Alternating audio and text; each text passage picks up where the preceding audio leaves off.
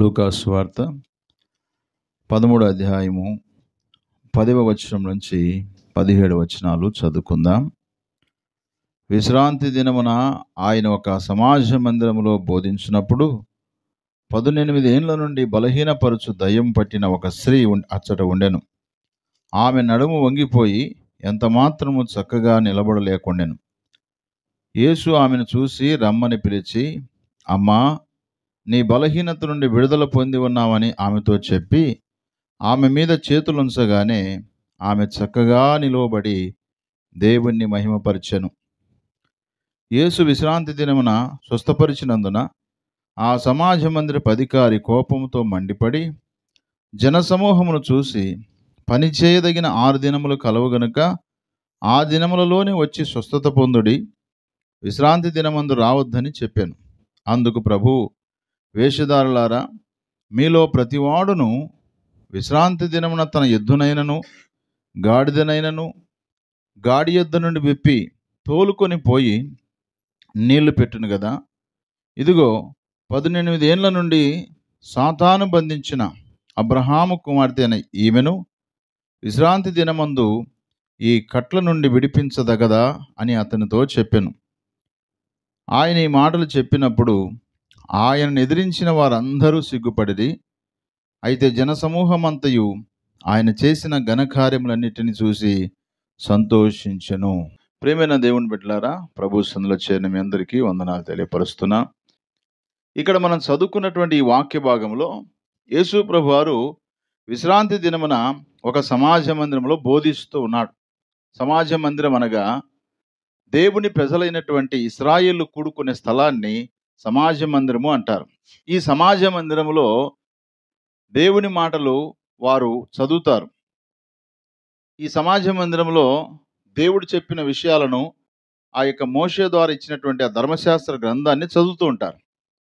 కాబట్టి చదివేటువంటి ఆ క్రమంలో యేసు ప్రభు వారు కూడా సమాజ మందిరానికి వెళ్ళే అలవాటు ఉంది. మన జీవితాల్లో సమాజ మందిరము గుర్తు ఏంటంటే దేవుని మందిరం. దేవుని మందిరానికి వెళ్ళేటువంటి అలవాటును మన జీవితాల్లో కూడా మనం కలిగి ఉండాలి. దేవుని మందిరానికి వెళ్ళే అలవాటు మనం ఎప్పుడైతే కలిగి ఉంటామో ఖచ్చితంగా దేవుడు మనతో మాట్లాడతాడు. ఆ చెప్పబడిన మాటల ద్వారా మనం బలపరచబడతాము. దేవుని దగ్గరకు చేరి ఏది వదిలిపెట్టుకోవాలో, ఏది అవలంబించాలో, ఏది అనుసరించాలో, ఏది అనుసరించకూడదో ప్రతి విషయాన్ని క్షుణ్ణంగా దేవుడు మనకు జ్ఞాపకం చేస్తాడు. ఒక కూరగాయల మార్కెట్ వెళ్ళామనుకోండి, కూరగాయలు ఉన్నాయి, వాటన్నిటిని తీసుకొని మనం సంచిలో వేసుకోం. మనకు ఎంత కావాలో అంతలో కూడా మనం ఏం చేస్తాం, మంచి మంచి వాటిని ఏరుకొని వాటిని తీసుకొని వస్తాం. అవునా కాదా? కాబట్టి ప్రియులారా, యేసు ప్రభు వారు కూడా సమాజ మందిరంలో చేరినప్పుడు ఆయన వాక్యాన్ని తప్పకుండా ప్రకటించేవాడు. ఎవరైనా బాగలేకపోతే వారిని కూడా స్వస్థత పరిచేవాడు. ఈ విషయాన్ని మనం గమనిస్తే మత్తయి సువార్త 4వ అధ్యాయము 23వ వచనం చదువుకుందాం.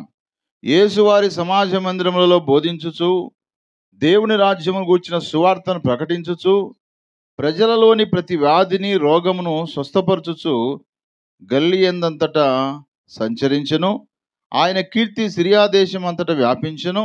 నానా విధములైన రోగముల చేతను వేదనల చేతను పీడింపబడిన వ్యాధిగ్రస్తులందరినీ, దయ్యం పట్టిన వారిని, చాంద్రారోగులను, పక్షవాయు గల వారిని వారు ఆయన ఎద్దకు తీసుకొని రాగా ఆయన వారిని స్వస్థపరిచినని రాయబడింది. హల్లెలూయా. అంటే యేసు ప్రభు వారి దగ్గరికి వచ్చిన ప్రతి ఒక్కరి జీవితాల్లో పరిపూర్ణమైన స్వస్థతను దేవుడు ఇస్తున్నాడు. అది ఈ రోగం అయితే అవుతుంది, ఈ రోగం అయితే కాదు అనడానికి వీలు లేదు. ప్రతి రోగాన్ని కూడా ఆయన దగ్గరికి వచ్చినప్పుడు స్వస్థపరుస్తున్నాడు. మరి కొంతమందిని అయితే వాక్యం ద్వారా వారి హృదయాలను శుద్ధి చేస్తూ ఉన్నాడు. మరి కొంతమందిని భౌతికపరమైనటువంటి స్వస్థతను కూడా ప్రభువు అనుగ్రహిస్తున్నాడు. కాబట్టి అదే క్రమంలో విశ్రాంతి దినం అనగా శనివారమున యేసు ప్రభు వారు సమాజ మందిరంలో బోధిస్తున్నప్పుడు యేసు ప్రభు వారికి ఒక స్త్రీ కనపడింది. ఆమె 18 సంవత్సరాల నుంచి బలహీనపరుచు దయ్యం పట్టిన ఒక స్త్రీ అచ్చట ఉన్నది. మందిరాల్లో, కుటుంబాల్లో, క్రైస్తవ జీవితాల్లో కూడా చాలామంది బలహీనమైన వారు ఉన్నారు. భౌతికపరమైన బలహీనమైన వారు ఉన్నారు. ఆధ్యాత్మికమైన బలహీనత కలిగిన వారు ఉన్నారు. 6 అడుగులు ఉన్నవాడైనా సరేగాక 3 ఇంచులు ఉన్నటువంటి సిగరెట్కు బలహీనము అయిపోతూ ఉంటాడు. ఎంత బలవంతుడైనా సరేగాక సంసోను లాంటి బలవంతుడైనప్పటికీ స్త్రీల విషయంలో బలహీనమైపోయి వారి జీవితాన్ని పాడు చేసుకుంటున్నారు. ఎంత జ్ఞానం కలిగిన వాడైనప్పటికీ సరే డబ్బు సంపాదించాలని ఆశ చేత మతానికి తన జీవితాన్ని నాశనం చేసుకుంటున్నారు. ధనము పెరిగినప్పుడు స్నేహితులు అధికమవుతారు. స్నేహితులు అధికమైనప్పుడు ప్రాణహాని తప్పకుండా కలుగుతుంది ప్రియులారా. అందుకనే వాక్యం సెలవిస్తూ మీకు కలిగి ఉన్న వాటితో మీరు తృప్తి కలిగి ఉండండి అన్నాడు. లేని దాని గురించి బాధపడకండి, ఉన్నదాన్ని బట్టి దేవుని స్తుతిస్తూ దేవుని కొరకు బ్రతకమని సెలవిస్తున్నాడు. ఈ యొక్క 18 ఏళ్ళ నుంచి బలహీనపరిచేటువంటి దయ్యం పట్టినటువంటి ఆమె చాలా బలహీనంగా ఉన్నది. ఆమె బలహీనత కారణం ఏంటి? దయ్యము అని అర్థం చేసుకోవాలి. ప్రతి ఒక్కరికి బలహీనతలు ఉన్నాయి. అందుకనే రోమాపత్రికలో 5వ అధ్యాయం చూద్దాం ఒకసారి. రోమిలకు రాసిన పత్రిక 5వ అధ్యాయము 6వ వచనం చదువుదాం. ఏలయనగా మనం ఇంకా బలహీనమై ఉండగా క్రీస్తు యుక్త కాలమున భక్తిహీనుల కొరకు చనిపోయినని రాయబడింది. అంటే మానవుని యొక్క బలహీనతలంతా ఎవరికి తెలుసాయి అంటే యేసు ప్రభు వారికి మాత్రమే తెలుసు. నీకు నేను మంచివానిగా ఉండొచ్చు, నాలో బలహీనతలు ప్రభుకు తెలుసు. నువ్వు నాకు మంచివాడిగా మంచిదానిగా కనబడుతుండొచ్చు, నీలో ఉన్న బలహీనతలు ప్రభుకు తెలుసు. అందుకోసమే మనలో ఉన్న బలహీనతల గురించి ప్రభుకు తెలుసు గనక మనకి ఏ బలహీనత అయితే ఉందో ఆ బలహీనతను ప్రభు దగ్గర ఒప్పుకొని వాటిని మనం విడిచిపెట్టుకోవడానికి ఇష్టపడాలి. ఈ నూతన సంవత్సరంలో అడుగుపెట్టిన మన జీవితాల్లో దేవుని సందులో ఉన్న మనతో దేవుడు మాట్లాడుతున్నాడు. నీలో ఏ బలహీనత ఉన్నదో దేవుని వాక్యానికి వ్యతిరేకంగా, దేవునికి వ్యతిరేకంగా నీలో ఏ బలహీనత ఉందో ఆ బలహీనతను ప్రభు దగ్గరికి తీసుకురావాలి. యేసు ప్రభు వారు 18 ఏళ్ళ నుంచి బలహీనపరుచు దయ్యం పట్టినటువంటి ఆ స్త్రీని చూశాడు. చూసిన వెంటనే ఆమెను పిలిచాడు కదా. లూకా సువార్త 13వ అధ్యాయము 11వ వచనం. 18 ఏళ్ల నుండి బలహీనపరుచు దయ్యం పట్టిన ఒక స్త్రీ అచ్చట ఉండెను. ఆమె నడుము వంగిపోయి ఎంత మాత్రం చక్కగా నిలబడలేకుండెను. యేసు ఆమెను చూసి రమ్మని పిలిచి, అమ్మా, నీ బలహీనత నుండి విడుదల పొంది ఉన్నావని ఆమెతో చెప్పి. చూడండి ప్రియులారా, బలహీనంగా ఉన్న వారిని వదిలిపెట్టట్లేదు. ఆ సమాజ మందిరంలో యాజకులు ఉన్నారు, లేవీలు ఉన్నారు, ఇశ్రాయేలు ఉన్నారు, పెద్దలు ఉన్నారు. కానీ ఏనాడు కూడా ఆమెకున్న బలహీనత గురించి విచారణ చేయలేదు. ఎందుకమ్మా నువ్వు ఇంత బలహీనంగా ఉన్నావు? ఎందుకమ్మా నీ యొక్క బలహీన పరిస్థితుల్లో దిగజారిపోతున్నావు? అసలు నీకేమైంది? నీ పరిస్థితి ఏంటని విచారణ చేసిన వారు ఒక్కడూ లేడు. ఎన్ని సంవత్సరాల నుంచి? 18 సంవత్సరాల నుంచి. లోకం ఎప్పుడు కూడా ఎట్లుంటుందంటే ఎవడేమన్నా కానీ గాక మనకెందుకు, మనము మన పిల్లలం బాగుంటే చాలు. ఒక వ్యక్తి గురించి పట్టించుకోవట్లేదు అని అంటే ఆ వ్యక్తి విషయంలో నీకు బాధ్యత లేదని అర్థం. మన కళ్ళ ఎదుట మన స్నేహితులు, మన కుటుంబాలు పాడైపోతున్నప్పుడు వారి విషయంలో బాధ్యత లేకపోతే రేపు దేవుళ్ళు లెక్క అడిగేది మనల్ని. అందుకనే ప్రియులారా, మనకు ఎదురుబడిన ప్రతి మనిషిని, మనతో మాట్లాడే ప్రతి మనిషిని దేవుని దగ్గర రమ్మని పిలవాలి. మత్తయి సువార్త 11:28లో రాయబడింది కదా, మనకందరూ తెలిసిన మాటే. ప్రయాసపడి భారం మోసుకొని వస్తున్న సమస్త జనులారా నా దగ్గర ప్రయాస, భారమైనటువంటి ప్రయాసలు పడుతూ ఉన్నారు. మార్తమ్మ ప్రయాసపడినట్టుగానే చాలామంది ప్రయాసపడుతున్నారు. కొంతమంది దొంగతనం చేయడానికి ప్రయాసపడుతున్నారు, మరి కొంతమంది వ్యభిచారం చేయడానికి ప్రయాసపడుతున్నారు, మరి కొందరు డబ్బు సంపాదించడానికి ప్రయాసపడుతున్నారు, మరి కొంతమంది జీవితాల్లో ఎదుటివారిని దోచుకోవడానికి ప్రయాసపడుతున్నారు, మరి కొంతమంది అయితే వారి కుటుంబాన్ని పోషించుకోవడానికి తన శక్తి కొలది ప్రయాసపడుతున్నారు. ప్రియులారా, ఎలాంటి ప్రయాసలు ఉన్నప్పటికీ యేసు ప్రభు వారు పిలుస్తున్న మాట ఏంటంటే, ప్రయాసపడి భారం మోసుకొనుచున్న సమస్త జనులారా, క్రైస్తవులారా కాదు, సమస్త జనులారా, ప్రజలారా నా యొద్దకు రండి, నేను మీకు విశ్రాంతిని ఇస్తానని చెప్పిన ప్రభు ఈమెను పిలిచాడు. ఆమెను చూసి రమ్మని పిలిచాడు. రమ్మని పిలిచాడు. ఆయన పిలిచిన వెంటనే ఆమె కూడా దగ్గరికి వెళ్ళింది. పిలిచిన వెంటనే పలుకుతే ఎదుటి వ్యక్తులు చాలా సంతోషం ఉంటుంది. పిలిచిన వెంటనే వస్తే దెబ్బలు తగ్గుతాయి, అవునా కాదా? కాబట్టి పిలిచిన వెంటనే వినడం మనం నేర్చుకోవాలి. పిలిచిన వెంటనే రావడం మనం నేర్చుకోవాలి ఎక్కడైనా సరే. అలా వచ్చినప్పుడు తప్పకుండా మనకు లాభం ఉంటుంది. కాబట్టి మనిషి జీవితంలో ఒక వ్యక్తి మంచి ఉద్దేశం కలిగి ఆ వ్యక్తిని ఆహ్వానించినప్పుడు, ఆ వ్యక్తిని పిలిచినప్పుడు ఎందుకు రావాలి అనే ప్రశ్న వేస్తే నీ జీవితంలో ఒక అడుగు వెనక్కి. నీ జీవితంలో ఒక మేలును పొందుకోలేక వెనక్కి వెళ్ళిపోవాల్సిందే. యేసు ప్రభు వారు పిలిచిన వెంటనే ఆమె తప్పకుండా వచ్చింది. తప్పకుండా రాగానే ఆమెను ఏమంటుండ ప్రభు, అమ్మా, నీ బలహీనత నుంచి నువ్వేం పొంది ఉన్నావు? విడుదల పొంది ఉన్నావు. హల్లెలూయా. ఏం పొందున్నావు? విడుదల. ఇంతకాలం బంధువులు ఉన్నారు, స్నేహితులు ఉన్నారు, సమాజ మందిరం ఉంది, దేవుని యాజకులు ఉన్నారు, ఇంతమంది ఉన్నప్పటికీ సరే ఆమెకు విడుదల ప్రకటించలేకపోయారు. కారణం ఏంటి అనంటే వారు దైవ సంబంధమైనటువంటి జీవితాన్ని జీవించట్లేదు. ఒక త్రాగుబోతును మనం గమనిస్తే త్రాగేవాడు త్రాగేవాడిని ఎప్పుడు విడిపించలేడు. ఒక గుడ్డివాడిని గమనిస్తే గుడ్డివాడికి త్రోవ చూపించలేడు. అంటే వీళ్ళు కూడా ఎట్లా ఉన్నారంటే వీళ్ళు కూడా బలహీనపరిచేటువంటి దయ్యపాత్మ చేతనే ఉన్నారు. కొన్ని సందర్భాల్లో వాళ్ళు ఏమంటారంటే మేము కూడా అబ్రహాము యొక్క సంతానమే. అబ్రహాము సంతానం అన్నప్పుడు యేసు ప్రభువారు ఒక మాట చెప్పాడు. చూడండి ఆ మాట, యోహాను సువార్త 8వ అధ్యాయము 44వ వచనం. మీరు మీ తండ్రియగు అపవాది సంబంధులు మీ తండ్రి దురాశలు నెరవేర్చగోరుచున్నారు. ఆది నుండి వాడు నరహంతకుడయుండి సత్యమందు నిలిచిన వాడు కాడు. వాని యందు సత్యమే లేదు. వాడు అబద్ధమాడినప్పుడు తన స్వభావం అనుసరించే మాట్లాడువాడు. వాడు అబద్ధికుడును అబద్ధమునకు జనకుడై ఉన్నాడు అని ప్రభువైన యేసుక్రీస్తు వారు మాట్లాడుతున్నారు. బాప్తిస్మిచ్చి యోహాన్ దగ్గరికి వచ్చినప్పుడు అదే ప్రజలను ఏమన్నాడు తెలుసా? సర్ప సంతానమా, మీకు బుద్ధి చెప్పినవాడు ఎవడు? ఒక వ్యక్తి జీవితంలో బుద్ధి చెప్పకపోతే వారి జీవితాలు మారవు. బుద్ధి చెప్పవలసిన బాధ్యత మందే కదా. బుద్ధి చెప్పకపోతే జీవితాలు ఎలా మారుతాయి? బుద్ధి చెప్పవలసిన దానికి బదులుగా బుద్ధిహీనమైనటువంటి జీవితాన్ని మనము కూడా జీవిస్తూ ఎదుటి వారి క్షేమాన్ని కోరితే దానివల్ల ప్రయోజనం ఏమో చెప్పండి? మనం మంచి మార్గంలో ఉంటూ చెడు మార్గం ఉన్న వారిని మంచి మార్గంలోకి నడిపించాలంటే మనమే మాదిరిగా ఉండాలి. అందుకని అపవాది సంతానంగా ఉన్నారు, చెప్పుకోవడానికి మాత్రం మేము అబ్రహాము సంతానం అన్నారు. యోహాను సువార్త 8వ అధ్యాయం 37వ వచనం. మీరు అబ్రహాము సంతానమని నాకు తెలియను, అయినను మీలో నా వాక్యమునకు చోటు లేదు గనుక నన్ను చంపవెదుకుచున్నారు. నేను నా తండ్రి యొద్ద చూసిన సంగతులే బోధించున్నాను. ఆ ప్రకారమే మీరు మీ తండ్రి యొద్ద వినిన వాటినే జరిగించున్నారని వారితో చెప్పాను. చూడండి, యేసు ప్రభువారు డైరెక్ట్గా వారితో మాట్లాడుతున్నాడు. మీరు అబ్రహాం సంతానమే, పుట్టడానికి ఏమో అబ్రహాం సంతానమే, కానీ మీ క్రియలు ఎలా ఉన్నాయి? అపవాది యొక్క క్రియలు కనపడుతున్నాయి. మన జీవితాలు కూడా క్రైస్తవులమే, మన క్రియలు ఎలా ఉన్నాయి? అపవాది అనేవాడు మొదటి నుంచి ఎలాంటి వాడు అంటే వాడు నరహంతకుడు. మొదట అంటే ఆదాము అవ్వలకు పుట్టినటువంటి 2 కుమారులు ఉన్నారు. ఒకడు కయ్యను, మరి ఒకడు హేబేలు.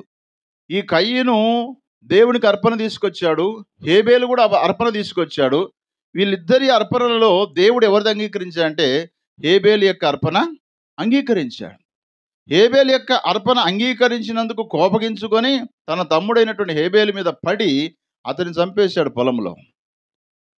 మరలా పైగా దేవుడు అడిగితే నీ తమ్ముడు ఎక్కడు అంటే వానికి నేనేమైనా కావలివాడనా? అబద్ధం ఆడుతున్నాడు.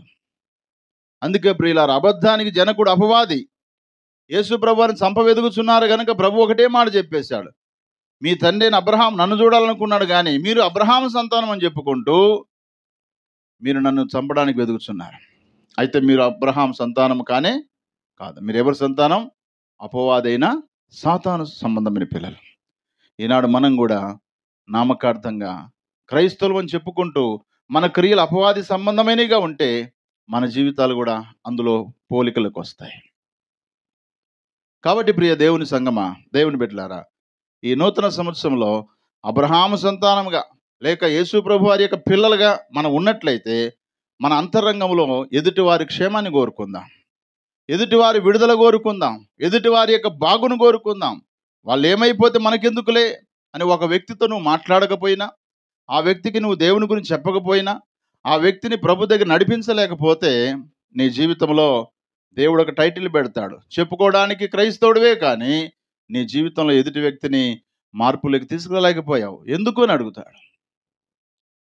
కాబట్టి ఈ యొక్క బలహీనమైనటువంటి దయ్యం పట్టినటువంటి స్త్రీని చూసి అమ్మా అని పిలిచి నీ బలహీనత నుంచి నీవు విడుదల పొందినావు అని చెప్పి ఆమె మీద చేతులు ఉంచగానే ఆమె ఎలా ఉందంట చూడండి.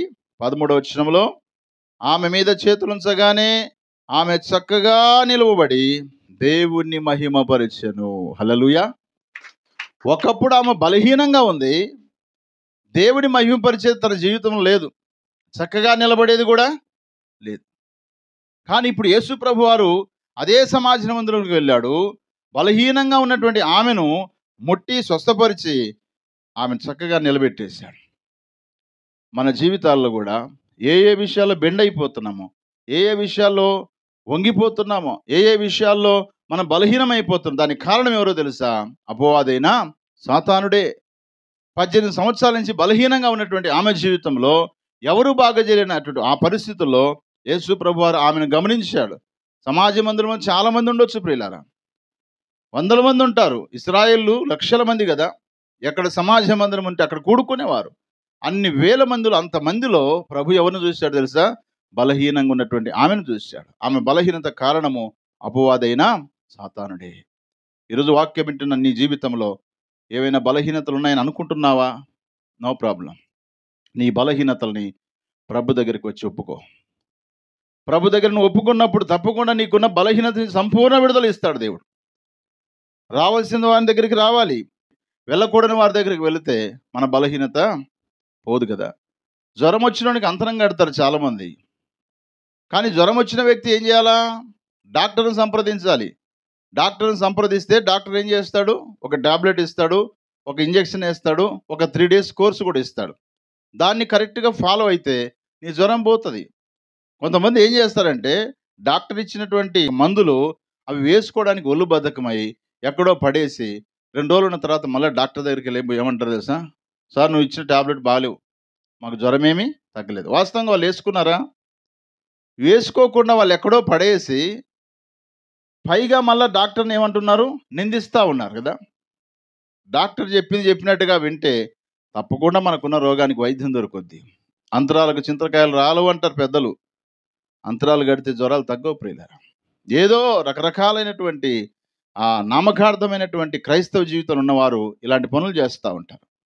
కాబట్టి ఈమె బలహీనమైన పరిస్థితిలో ఉంది, చక్కగా నిలబడలేనటువంటి పరిస్థితిలో ఉంది. కానీ యేసు ప్రభువు ఆమెను పిలిచాడు. ఆమె మీద చేతులుంచి, అమ్మా నీ బలహీనత నుంచి నీవు బాగుపడ్డావని చెప్పేసి చెప్పగానే వెంటనే ఆమె చక్కగా నిలబడింది, దేవుని మహిమపరిచింది. నీ జీవితంలో దేవుని మహిమపరచలేకపోయావేమో. ఈ నూతన సంవత్సరంలో నువ్వు దేవుని విషయంలో చక్కగా నిలబడతావు. తప్పకుండా నువ్వు నిలబడినప్పుడు దేవుని మహింపరచగలుగుతావు. అసలు నువ్వు నిలబడకపోతే దేవుని ఎలా మహింపరచగలుగుతావు? కాబట్టి ప్రియ దేవుని బిడ్డలారా, ఈ యొక్క గొప్ప కార్యాన్ని చూసినటువంటి ఆ యూదులు ఉన్నారే, పేరుకి అబ్రహాం సంతానం అని చెప్పుకున్న యూదులు ఉన్నారే, వాళ్ళు ఇలాగ మాట్లాడుతున్నారు. చూడండి, లూకా సువార్త 13వ అధ్యాయం 14వ వచనం. యేసు విశ్రాంతి దినమున స్వస్థపరిచినందున ఆ సమాజ మందిరపు అధికారి కోపముతో మండిపడి, చూడండి, ఆయన కోపగించుకోవడానికి ఏమైనా అక్కడ అవకాశం ఉందో చెప్పండి? ఆ సమాజ మందిరపు అధికారి అంటే ఎవరు? సమాజ మందిరానికి ఒక యాజకుడు ఉంటాడు, ఖచ్చితంగా ఒక లేవీయుడు ఉంటాడు, లేకపోతే ఒక అధికారి ఉంటాడు. ఈ సమాజ మందిరపు అధికారి ఎవరి మీద కోపగించుకుంటున్నాడు? బలహీనమైన పరిస్థితుల్లో, ఎవరు కూడా నోచుకోలేని పరిస్థితుల్లో, ఎవరు కూడా ఆదుకోలేని పరిస్థితుల్లో బాగు చేయబడినటువంటి ఆమె స్థితిగతిని చూసి సంతోషించవలసిన దానికి పోయి నవ్వడానికి బదులుగా తను ఏం చేస్తున్నట? యేసు ప్రభు వారి మీద కోపపడుతున్నాడు. కోపం మామూలు కూడా కాదు. కోపముతో మండిపడి జన సమూహమును చూసి, పని చేయదగిన 6 దినములు కలవు గనుక ఆ దినములోనే వచ్చి స్వస్థత పొందుడి, విశ్రాంతి దినముందు రావద్దని కఠినమైనటువంటి ఆజ్ఞ ఇచ్చేశాడు. ప్రియులారా, గమనించండి, మన జీవితాల్లో దేవుడు చేసేటువంటి కార్యాలను బట్టి దేవుని మహిమపరచాలి. కానీ ఎవరి ద్వారా ఆ కార్యం జరిగించాడో వారి మీద మండిపడాల్సిన అవసరం ఏమి లేదు. వారి జీవితంలో చేతనైతే ఖచ్చితంగా వాళ్ళు ఏం చేయాలా? బలహీనమైన పరిస్థితిలో ఉన్న ఆమెను ముట్టి స్వస్థపరచవలసిన వారు, ఆమెను బాగు చేయవలసిన వారు. కానీ అందుకు భిన్నంగా యేసు ప్రభువు ఆమెను బాగు చేసిన కారణాన్ని బట్టి వాళ్ళు ఏం చేస్తున్నారో తెలుసా? యేసయ్య మీద మండిపడ్డారు. తర్వాత ప్రజలతో మాట్లాడరు, చెప్పేది వినండి, మర్యాదగా వినండి. ఈ విశ్రాంతి దినమున మీరు ఎవరు స్వస్థత పొందాల్సిన అవసరం లేదు. విశ్రాంతి దినమున మీరెవరు బాగుపడాల్సిన అవసరం లేదు. అంటే వీళ్ళకు ఆచారబద్ధంగా మందిరానికి వస్తున్నారు తప్ప మనుషుల జీవితాలు బాగుపడాలని ఆశయం లేదు. అపవిత్రాత్మ పట్టినటువంటి ఆమె జీవితంలో, ఎంతో బలహీనంగా ఉన్నటువంటి ఆమె జీవితంలో నిజంగా జరిగిన కార్యాన్ని చూసి సంతోషించవలసిన వీరు యేసు ప్రభువారి మీద మండిపడ్డారు. అక్కడ వచ్చినటువంటి స్వస్థత పొందుకున్న ప్రజలను చూసి కూడా వారిని గద్దిస్తూ ఉన్నారు. గద్దిస్తున్న కారణాన్ని బట్టి యేసు ప్రభువారు ఒక మాట అన్నాడు. ఏ మాట అన్నాడు చూడండి, లూకా సువార్త 13వ అధ్యాయం 15వ వచనం. అందుకు ప్రభువు, వేశ్యదారులారా, ఏమన్నాడు వీళ్ళని? ఓ భక్తులారా అన్నాడా? ఏమన్నాడు ఇక్కడ? వేషధారులారా అన్నాడు. వేషధారులుగా ఉండకూడదని, వేషధారులకు పరలోక రాజ్యం లేదని వాక్యం సెలవిస్తుంది కదా. కాబట్టి యేసుప్రభువారు వాళ్ళని చూసిన వెంటనే వేషధారులారా అని చెప్పి, మీలో ప్రతివాడు విశ్రాంతి దినమున తన ఎద్దునైనను గాడిదనైనను గాడి యొద్ద నుండి విప్పి తోలుకొని పోయి నీళ్లు పెట్టును కదా. ఓహో, ఈరోజు విశ్రాంతి దినం, ఈరోజు శనివారం కాబట్టి మా ఎద్దు నీళ్లు తాగడానికి వీలు లేదు, మా ఎద్దు ఆహారం తినడానికి వీలు లేదని ఒకవేళ ఊరుకుంటారా మీరు? విశ్రాంతి దినమైనా సరేగాక గాడి దగ్గర కట్టబడినటువంటి ఆ స్థలం నుంచి తీసుకొని పోయి వాటికి నీళ్లు దాపుతారు కదా, వాటికి భోజనం పెట్టేస్తారు కదా, లేకపోతే వాటికి కావలసినటువంటి ఆహారం పెడతారు కదా అని ప్రభు మాట్లాడుతూ ఈ మాట చెప్పాడు. 16వ వచనం చదువుదాం. ఇదిగో 18 ఏళ్ల నుండి సాతాను బంధించిన, చూడండి ఎన్నేళ్ల నుంచి అంట, 18 సంవత్సరాల నుంచి సాతాను బంధించిన అబ్రహాము కుమార్తె అయిన ఈమెను విశ్రాంతి దినమందు ఈ కట్ల నుండి విడిపింపదగదా అని అతనితో చెప్పెను. ఆయన నోటి మీద కొట్టినట్టుగా ఆయన నోరు మూయించే మాట చెప్పేశాడు ప్రభు. ఒక ఎద్దుకైనా మీరు విలువిస్తున్నారు కానీ దేవుడి చేత చేయబడినటువంటి ఈ స్త్రీ, దేవుని ఆత్మచేత నింపబడి ఉండాల్సిన ఈ స్త్రీ, అబ్రహాము సంతానమైనటువంటి ఈమె దయ్యపాత్మ చేత పీడించబడుతుంటే ఆమెను బాగు చేసినందుకు ఇంతగా మీరు మండిపడుతున్నారేంటి, ఇంతగా ప్రజల మీద సీరియస్ అవుతున్నారేంటి అని ప్రభు మాట్లాడుతూ, అబ్రహాము కుమార్తె ఈమె విశ్రాంతి దినమున స్వస్థత పొందినందుకు, ఈ కట్ల నుంచి విడిపించబడినందుకు మీకెందుకు అంత బాధ అని వారితో మాట్లాడిన వెంటనే వాళ్ళు ఆ మాటలు సిగ్గుపడ్డారు. 17వ వచనం. ఆయన ఈ మాటలు చెప్పినప్పుడు ఆయన ఎదిరించిన వారందరూ సిగ్గుపడిరి. అయితే జనసమూహమంతయు ఆయన చేసిన ఘనకార్యములన్నిటిని చూసి సంతోషించెను. పిల్లరా, సంతోషించను. ఒకవైపు ప్రజలు సంతోషిస్తున్నారు కానీ అధికారులు మాత్రము మండిపడుతూ ఉన్నారు. మన జీవితాల్లో మన మార్పును కోరుకునే దేవుడు మనల్ని మార్చినప్పుడు కొందరు సంతోషిస్తారు, కొందరు ఏమో ఏం తప్పు చేస్తారో చూద్దాం. మొన్న ప్రార్థనకు పోయింది కదా, మొన్న ప్రార్థనకు వెళ్ళింది కదా, మొన్ననే బాప్తిసం తీసుకుంది కదా, మొన్ననే అని చెప్పేసి అనుక్షణం కూడా మనల్ని ఏం చేస్తుంటారంటే పరిశీలన చేస్తూ ఉంటారు. అందుకే మన జీవితాల్లో నామకార్థంగా క్రైస్తవులు అని చెప్పుకోకుండా నిజంగా ఆనాడు యూదులు అబ్రహాము సంతానం అని చెప్పుకుంటూ వారి క్రియలు అపవాది సంబంధమైన క్రియలు కలిగి ఉన్నారు. ఎదుటి వారికి మేలు జరిగితే ఓరవలేని స్థితిలో ఉన్నారు. గొప్ప కార్యాలు చేసిన యేసు ప్రభు వారి మీద మండిపడి కోపడుతూ ఉన్నారు. ఆ కార్యాన్ని అందుకున్నటువంటి వారు, ఆ కార్యాన్ని అనుభవించిన వారిని కూడా చూసి మీరు ఇక్కడికి రావద్దు అని చెప్పేసి గట్టిగా గద్దిస్తూ ఉన్నారు. ఎంత బాధకరం. కొన్నిసార్లు మేము కూడా అంటుంటాం, మీరు చర్చికి రావద్దని అంటాం. ఎందుకంటాం చెప్పండి? చర్చికి రావద్దని అంటాం. ఎందుకంటాము? మీరు తాత్కాలికంగా నామకార్థంగా ఏదో వచ్చాం పోయామనేటువంటి ఉద్దేశం మేరకు ఒకవేళ మందిరాలకు వస్తుంటే అలా వచ్చడం కంటే ప్రశాంతంగా ఇంట్లో ఉండడమే మంచిది. పని చేసుకునే వాళ్ళు కూడా వాళ్ళకి బుద్ధి పుట్టినప్పుడు పనికి పోతారా? పని ఉన్నప్పుడు పనికి పోతారా? పని ఉన్నప్పుడు తప్పకుండా ఏం చేస్తారు? పనికి. బుద్ధి పుట్టినప్పుడు పోరు కదా. వాస్తవంగా పని ఉన్నప్పుడు ఏం చేస్తారు అంటూ నేను పనికి వెళ్తారు. కానీ దేవుని మందిరానికి బుద్ధి పుట్టినప్పుడు రాకూడదు. బుద్ధి కలిగి దేవుని మందిరానికి రావాలి. ప్రవర్తన సరి చేసుకుంటూ దేవుని మందిరానికి రావాలి. మన మనసు ఉన్నప్పుడు పని చేస్తే బాగా చేయొచ్చు, మనసు లేకుండా పని చేస్తే బాగా చేయలేకపోవచ్చు. కానీ దేవుని మందిరంలో ఆరోగ్యం ఉన్నా, అనారోగ్యంగా ఉన్నా, ఇబ్బందులున్నా, ఇరుకులున్నా, ఏ పరిస్థితులు ఉన్నా సరే దేవుని మందిరం మాత్రం ఎప్పుడు మనం అనుకోకూడదు. బుద్ధి పుట్టినప్పుడు మందిరానికి వస్తావు, అందుకోసం నువ్వు రావద్దని చెప్తాడు సేవకుడు. అంతేగాని అంతరార్థంగా మీరు రావాలనే ఉంటుంది, మారాలనే ఉంటుంది. అవునా కదా? అంతరంగంలో ఈ మాట ఉండదు. వాస్తవంగా పెదాలతో మాట్లాడుతుంటారు అంతే, ఎట్లయినా వారికి బుద్ధి వస్తుందేమని. కానీ యూదులు అలా మాట్లాడలేదు సుమా. నిజంగా మాట్లాడారు వాళ్ళు. ఈమె స్వస్థత పడకూడదు, యేసు ప్రభు గొప్ప కార్యాలు చేయకూడదు, అలాంటి మాటలకి ప్రభు కోపం వచ్చింది. ఎద్దుకైనా మీరు నీళ్ళు పెడుతున్నారు కానీ అబ్రహాము సంతానమైనటువంటి ఈమె అపవాది కట్టిన కట్లలో నుంచి విడిపించలేకపోయారే, విడిపించిన నన్ను బట్టి మీరు సంతోషించాలి. విడిపించబడిన ఈమెను బట్టి మీరు సంతోషించవలసింది పోగొట్టి మీ జీవితంలో ఎందుకు ఇలాగా అని చెప్పినప్పుడు వారు సిగ్గుపడేటట్టుగా తలదించుకున్నారు. జాగ్రత్త. మనం ఎవరితో మాట్లాడుతున్నాం, ఎందుకు మాట్లాడుతున్నాం, ఎలా మాట్లాడుతున్నాం అనేది కూడా మన మనసులో పెట్టుకోవాలి.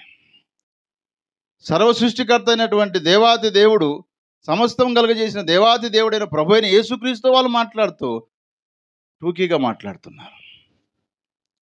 వారు టూకీగా మాట్లాడిన ప్రతిసారి, ఆయన మీద నేరాలు వేయాలని ప్రతిసారి వారి జీవితంలో అవమానమే పొందుకున్నారు తప్ప ఎక్కడ ప్రజల చేత షబాస్ బలి అడిగిర్లే ఆయన్ను అని ఎక్కడ కూడా మాట్లాడలేదు. ఆయన దగ్గరికి వచ్చిన సద్దుకైలు సిగ్గుపడ్డారు, శాస్త్రులు సిగ్గుపడ్డారు, పరిసయ్యులు సిగ్గుపడ్డారు. కారణం ఏంటో తెలుసా? యేసుప్రభు వారు ఎక్కడ ఏ తప్పిదము చేయలేదు. ఆయన మాటల్లో ఒక మాట చెప్పాడు, నాలో పాపం ఉన్నదని ఎవడైనా స్థాపింపగలడా? నాలో తప్పిదాలు ఉన్నాయని ఎవడైనా స్థాపించగలడా? ఈ మాట నీ గుండె మీద చేసుకొని, మన గుండె మీద చేసుకొని చెప్పగలమా నేను ఏ తప్పు చేయలేదని? చెప్పగలమా? ఉదయం లేచినప్పటి నుంచి రాత్రి పడుకునే వరకు ఎన్ని అబద్ధాలో. ఈ సెల్ ఫోన్లు వచ్చినాక అబద్ధాలు వద్దంటే కూడా అయ్యే వస్తుంటాయి. 5 నిమిషాలు వస్తా అంటారు, 50 నిమిషాలైనా ఉంటారా? 50 నిమిషాలైనా కూడా ఆ ఏరియాలో అసలు కనపడరు. కారణం ఏంటి అంటే అబద్ధమునకు జనకుడు అపవాదైన సాతానుడే. ఆనాడు ఏబేలును కయ్యని చంపినప్పుడు నీ తమ్ముడు ఎక్కడంటే, అయ్యా ప్రభువా నన్ను క్షమించు, ఏదో కోపం వచ్చింది, కోపతాపాన అని కొట్టాను, చచ్చిపోయాడు అని ఒకవేళ ఒప్పుకునింటే దేవుడు తప్పకుండా ఆయన క్షమిస్తాడా లేదా? తప్పకుండా క్షమిస్తాడు. ఆయన ఎంతటి ఘోర పాపినైనా సరే ఆయన క్షమించుటకు సిద్ధ మనసు గలవాడని రాయబడింది 86వ కీర్తన 5వ వచనంలో. క్షమించడానికి సిద్ధ మనసు గలవాడు. శిష్యులతో కూడా అన్నాడు, మీరు ఎదుటివాని పాపమును క్షమిస్తే నేను మీ పాపాలు క్షమిస్తానని కూడా అన్నాడు. కాబట్టి అబద్ధమునకు జనకుడు అపవాదైన సాతానుడే. కాబట్టి మనుషుల యొక్క జీవితాల్లో 100%లో 75% అపవాది మాట వింటున్నారు, ఎక్కడో 25% దేవుని మాట వింటున్నారు. ఆ 20లో కూడా గేడింగ్ చేస్తే, కూరగాయల దగ్గరికి పోతే గేడింగ్ చేస్తారు కదా, గేడింగ్ చేస్తారు. వచ్చి నేను చెప్పేసి తీసుకోరు, మొత్తం గేడింగ్ చేసి ఫస్ట్ కేటగిరీకి ఒక రేటు, సెకండ్ కేటగిరీకి ఒక 2 రేటు, 3వ కేటగిరీకి 3వ రేటు ఉంటుందా లేదా? గేడింగ్ చేయకపోతే ఏది విలువైందో, ఏది బలమైందో, ఏది మంచిదో అర్థం కాదు కదా. దేవుడు కూడా ప్రజలందరినీ పరీక్షిస్తున్నాడు, ప్రజలందరినీ పరిశీలన చేస్తూ ఉన్నాడు. పరిశీలన చేస్తున్నప్పుడు మనం నిజంగా ఎలా కనపడుతున్నాం? పేరుకు మాత్రమే అబ్రహాము సంతానం అని చెప్పబడే యూదులు చివరికి సిగ్గుపడాల్సి వచ్చిన పరిస్థితి వచ్చింది. కారణం ఏంటంటే వాళ్ళు మాట్లాడే మాటలు సరిగా లేవు, వాళ్ళు చూసే చూపు సరిగా లేదు, వారి తలంపులు సరిగా లేవు, వారి యొక్క ప్రవర్తన విషయంలో పూర్తిగా యేసుప్రభు వారికి విరోధంగా మాట్లాడుతున్నారు. కాబట్టి ప్రియులారా, యేసయ్య ఎందుకు వచ్చాడో యోహాను భక్తుడు ఒక మాట చెప్పాడు. చూడండి, 1 యోహాను పత్రిక 3వ అధ్యాయం 7-8 వచనాలు. చిన్నపిల్లలారా అన్నారు. ఎవరంటే చిన్నపిల్లలు? మనం ఏమనుకుంటామంటే చిన్నపిల్లలారా అంటే ఈ పిల్లలు ఏమనుకుంటాం? కాదు సుమా. చిన్నపిల్లలారా అంటే మనం అందరం కూడా దేవుని దగ్గర ఎలాంటి పిల్లలము? పెద్ద పిల్లలమా, చిన్నపిల్లలమా? నేర్చుకునే వాడిని ఏమంటారు? చిన్నపిల్లలు అంటారు. పెద్దోళ్ళని మాత్రం ఏమంటారు? వాళ్ళు పెద్దోళ్ళు అయిపోయారు అంటారు కదా, చాలా పెద్దోళ్ళు అయిపోయారు. చిన్నపిల్లలారా అన్నాడు. చిన్నపిల్లలమైన మనం నేర్చుకోవాల్సిందే తప్ప మనకంతా తెలిసినడానికి ఏమీ లేదు. చిన్నపిల్లలారా, ఎవరిని మిమ్మును మోసపరచనీయకుడి, ఆయన నీతిమంతుడై ఉన్నట్లు నీతిని జరిగించు ప్రతివాడు నీతిమంతుడు. దేవుడు నీతిమంతుడు, నీతిని జరిగిస్తే మనల్ని కూడా ఏమంటున్నాడు? నీతిమంతుడు అంటున్నాడు. ఇప్పుడు యేసుప్రభు వారు నీతిమంతుడు, నీతి కార్యాలు చేశాడు కానీ ఎక్కడ చెడ్డ కార్యాలు చేయలేదు. ఆ నీతిమంతుడు నమ్ముకున్న మన జీవితాల్లో నీతి పనులు చేస్తున్నామా? నీతి క్రియలు చేస్తున్నామా? నీతిగా బ్రతుకుతున్నామా అనేది మనమే పరీక్షించుకోవాలి. ఆ తర్వాత ఏం చెప్తున్నాడు చూడండి, 1 యోహాను పత్రిక 3వ అధ్యాయం 8వ వచనం. అపవాది మొదటి నుండి పాపము చేయుచున్నాడు గనుక పాపము చేయవాడు అపవాది సంబంధి, అపవాది యొక్క క్రియలను లయపరచుటకే దేవుని కుమారుడు ప్రత్యక్షమాయను అన్నాడు. హల్లెలూయా. అపవాది మొదటి నుంచి పాపం చేస్తున్నాడు. ఆ పాపం చేసేటువంటి అపవాది యొక్క క్రియలను లేకపోతే సాతాను యొక్క క్రియలను లయపరచుట కోసమే యేసుప్రభు వారి లోకానికి ప్రత్యక్షమయ్యాడని, ఆయన వచ్చాడని, దేవుని కుమారుడికి లోకంలో పుట్టాడనే విషయాన్ని యేసుప్రభు వారి గురించి యోహాను భక్తుడు మాట్లాడుతున్నాడు. కాబట్టి యేసుప్రభు వచ్చిన ఉద్దేశం ఏంటంటే, అపవాది బంధకాల్లో ఎంతమంది ఉన్నారో వారిని విడిపించటానికి వచ్చాడు. అందులో భాగమే ఈ యొక్క 18 సంవత్సరాల నుంచి బలహీనపరుచు దయ్యం పట్టిన ఆ స్త్రీని యేసయ్య పిలిచి ఆ మీద చేతులుంచి చక్కగా నిలబెట్టి దేవుని మహిమపరిస్తే పరిస్థితులకు తీసుకుపోయాడు. కారణం ఏంటంటే ఆయన వచ్చిన ఉద్దేశం అదే. ప్రభు నమ్ముకున్న నీ జీవితం, నీ ఉద్దేశం ఏంటి? దేవుని మందిరానికి వస్తున్న నీ జీవితం, నీ ఉద్దేశం ఏంటి? ఎదుటివారు తప్పులు పట్టుకోవడానికా? ఎదుటివారి మీద కోపం పెంచుకోవడానికా? ఎదుటివారిని గద్దించటానికా? నలుగురిని చూసి బాధపడడానికా? దేవుని మహింపరచడానికి వస్తున్నావు దేవుని సంధికి? నీ జీవితంలో ఎంతసేపు ఉన్నా దేవుని మహింపరచడం నేర్చుకో. నీతిగా బ్రతకడం నేర్చుకో. నీతి క్రియలు చేయడం నేర్చుకో. పెదాల మట్టుకు ప్రార్థన చేసి అంతరంగంలో దేవునికి చోటు లేని బ్రతుకు నువ్వు బ్రతుకుతే ఆనాడు అపవాది సంబంధమైన అపవాది పిల్లలని చెప్పబడిన యూదులతో సమానులమైపోతాం మనం. అందుకోసం కాదు యేసయ్య నీ కోసం నా కోసం రక్తము కార్చింది. ఆయన పిల్లలుగా బ్రతకడానికి, నీతిగా బ్రతకటానికి. నీతి ఎప్పుడు కూడా 10 మందిలో ఉన్న ఒకటే ఉంటుంది, ఒకరిగా ఉన్నగా ఒకటే ఉంటుంది. యోసేపు నిజంగా వారి అన్నదమ్ముల్లో చాలా నీతిమంతుడు. ఆయన తీసుకుపోయి బావిలో వేసినప్పుడు కూడా నీతిమంతుడే. మళ్ళా అన్నలు బావిలోంచి బయటికి తీసి అమ్మి వేసినప్పుడు నీతిమంతుడే. అమ్మి వేయబడిన తర్వాత పోతిఫరు ఇంట్లో ఒక పనివాడిగా ఉన్నప్పుడు నీతిమంతుడే. ఆ తర్వాత జైల్లో వేసినప్పుడు కూడా తను ఎలాంటి వాడు? నీతిమంతుడే. ఎక్కడికి వెళ్ళినా నీతిమంతుడే. అందుకనే మన ఆధ్యాత్మిక జీవితంలో కూడా ఏ ఏ విషయాల్లో బంధించబడ్డామో, ఏ ఏ విషయాల్లో బలహీనంగా ఉన్నామో, ఏ ఏ విషయాలను బట్టి దేవుని మహింపరచలేకపోతున్నామో వాటిని మనమే పరీక్షించుకోవాలి, మనమే రెక్టిఫై చేసుకోవాలి, మనమే వాటిని పరిశీలన చేసుకొని మనమే వాటిని తొలగించుకుంటే చాలా మంచిది. ఒక వ్యక్తి ఇదిగో నువ్వు ఇట్లున్నావు నీ జీవితం మార్చుకొని చెప్తే వాళ్ళ మీద చెంపకేసి 4 గొట్టాలు అనిపిస్తుంది మనకి. అదే నీ మనస్సాక్షి నీకు చెబితే మనస్సాక్షిని కొట్టగలవా? మనకు ఎవరు భయం ఎక్కువ ఉంటుందంటే పక్కన వాళ్ళు ఏం చూస్తారో, వాళ్ళు ఏం చూస్తారో, వీళ్ళు ఏం చూస్తారు, వీళ్ళ భయం ఎక్కువ ఉంటుంది మనకి. దేవుని భయం ఉండదు. 3 సాక్షులు అని చెప్పాను నేను ఎప్పుడు కూడా. ఎవరెవరు? మొదటగా దేవుడి తర్వాత అపవాదైన సాతానుడు, మూడోది మన యొక్క మనస్సాక్షి. ఈ మూడింటిని కాదని నువ్వు ఒకవేళ చేస్తూ పోతే నీ జీవితం ఇక అంతమైపోయినట్టే. ఏదో బ్రతుకుతున్నావు తప్ప, ఏదో సంవత్సరాలు మారుతున్నాయి తప్ప నీ జీవితంలో మార్పు లేదు. ఇక ప్రకటన గ్రంథంలో అంటాడు, నేను మారు మనసు పొందుటకు నేను దానికి సమయం ఇచ్చింది, కానీ అది మారు మనసు పొందనొల్లకపోయిన గనక నేను దాన్ని మంచం పట్టిస్తాను. మంచం పట్టించి తన జీవితాన్ని స్పాయిల్ చేస్తానన్నాడు. జాగ్రత్త. నీతిగా బ్రతుకుతున్నామా? అపవాది బంధకాలు ఉన్న వారిని విడిపించడానికి ప్రయత్నం చేస్తున్నామా? లేదా దేవుని కోసం ముందుకు పోయే వాళ్ళని అనగదొక్కడానికి ప్రయత్నం చేస్తున్నామా? ఇది మనం బాగా ఆలోచించేయాలి. దేవుని దగ్గరికి వచ్చి ఆమెను వెనక్కి పొమ్మడానికి ప్రయత్నం చేశారు. బాగు చేసిన ప్రభువును కూడా మండిపడ్డారు ప్రభు పైన. దేవుని మహింపరచడానికి పోయి దేవుడిని గణహీనమైనటువంటి స్థితిలో తీసుకుపోతూ పైగా మరలా చెబుతున్నారు, మేము అబ్రహాము సంతానం అన్నారు. జాగ్రత్త. పేరుకు మాత్రమే క్రైస్తవుడిగా ఉండొద్దు. పేరుకు మాత్రమే క్రైస్తవురాలుగా ఉండొద్దు. పేరుకు మాత్రమే సంఘ పెద్దలుగా ఉండొద్దు. పేరుకు మాత్రమే పరిచారకులుగా ఉండొద్దు. పేరుకు మాత్రమే బోధకులుగా ఉండొద్దు. మన బ్రతుకులో ప్రభును చూపించాలి. మన బ్రతుకు ద్వారా ఎదుటి వారికి మేలు జరుగుతుందా, కీడు జరుగుతుందా అనేది మనం అబ్జర్వ్ చేయాలి, ఆలోచన చేయాలి, గమనించుకోవాలి. అంత మేలు జరిగితే యేసయ్య మీద నిందలేయడానికి చూసారా? కాబట్టి ప్రియ దేవుని బిడ్డలారా, మన జీవితంలో ఏ విధంగా ఉన్నాం? నామకార్థంగా ఉన్నటువంటి యూదుల వలె మనం ఉన్నామా? దేవుడు ఒక వ్యక్తిని పాపం నుంచి విడిపించిన కారణాన్ని బట్టి ఆ వ్యక్తిని బట్టి నువ్వు సంతోషిస్తున్నావా, లేదా ఆ వ్యక్తిని బట్టి బాధపడుతున్నావా? ఆలోచన చేద్దాం.